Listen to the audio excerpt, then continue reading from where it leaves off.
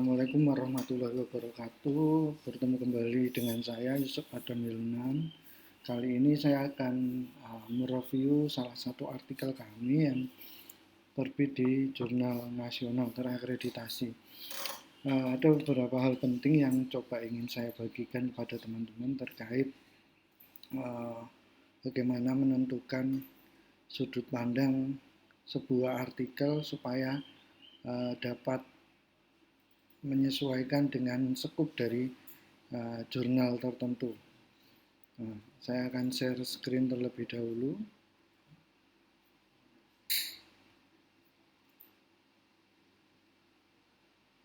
Nah, saya akan buka salah satu artikel yang sudah terbit, yaitu terbit di jurnal Historia, jurnal program studi pendidikan sejarah, sudah terakreditasi yang dikelola oleh Universitas Muhammadiyah Metro. Artikelnya berjudul Praktek Upeti dalam Tradisi Hegemoni Nusantara. Jadi ini merupakan telaah kritis dengan menggunakan pendekatan sosiologi historis. Jadi sangat relevan dengan jurnal pendidikan sejarah atau jurnal sejarah.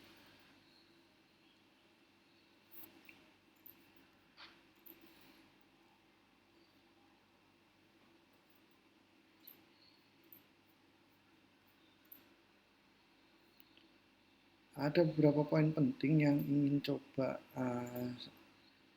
kami berikan melalui abstrak. Yang pertama berkaitan dengan praktek korupsi saat ini. Itu jika kita telisik ada rentetan sejarah panjang yang menyertai itu gitu. Dan ini berusaha kami ungkapkan melalui pendekatan sosiologi historis, bagaimana sejarah itu tidak bisa dipisahkan dengan perilaku masyarakat. Kita bisa menelaah tersebut dari pembaban waktu. Jadi konsep ruang terhadap waktu-waktu yang saat ini terjadi, yang dulu dan yang akan datang. Jadi konsep yang muncul adalah bagaimana KKN itu kemudian menjadi culture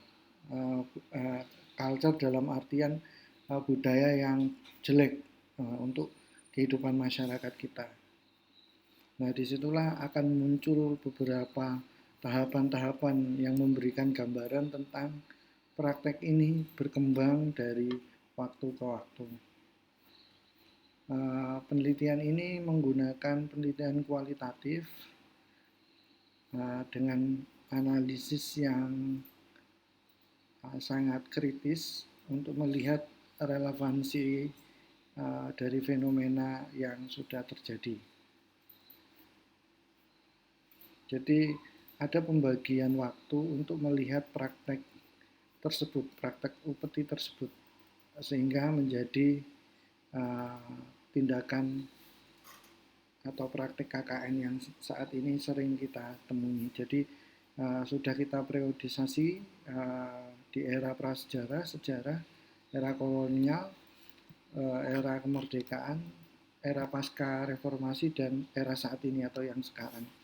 Jadi dulu itu bentuknya adalah persembahan kepada leluhur karena konsep animisme dan dinamisme itu sangat kuat. Kemudian tahapan selanjutnya adalah tahap zaman prasejarah, di mana kerajaan-kerajaan seperti Hindu-Buddha itu kuat sekali tradisinya dengan model kekuasaan yang religius. Konsepnya ditemukan dengan bentuk manunggaling kawula Gusti itu, yang memperlihatkan bagaimana raja-raja itu adalah representasi Tuhan di muka bumi.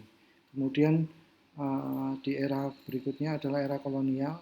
Ini yang kemudian menjadikan tradisi tersebut, culture tersebut semakin kuat, karena pemerintah kolonial Belanda itu belajar banyak dari bangsa kita melalui ilmuwan-ilmuwannya sehingga tahu karakter masyarakat Indonesia. Nah, tradisi paternalistik ini yang kemudian dilembagakan sehingga pejabat-pejabat dan orang-orang yang memiliki terah bangsawan itu tetap langgeng. Kemudian bergeser ke era kemerdekaan, disinilah budaya paternalistik itu kemudian tereduksi dalam sistem birokrasi yang tradisional, di mana sistem birokrasi tersebut masih berparadigma paternalistik yang mengganggu dalam kehidupan birokrasi, khususnya dengan paradigma yang seharusnya melayani menjadi tidak mau melayani. Kemudian di era reformasi muncul istilah-istilah seperti suap kepada pihak yang berkuasa atau berwenang. Nah, saat ini kita ketemu dengan bentuk yang real berupa suap, gratifikasi, dan lain sebagainya. Jadi gambarannya seperti itu. Kita bisa melihat bagaimana transformasi perkembangan praktik upeti itu dalam tradisi hegemoni Nusantara.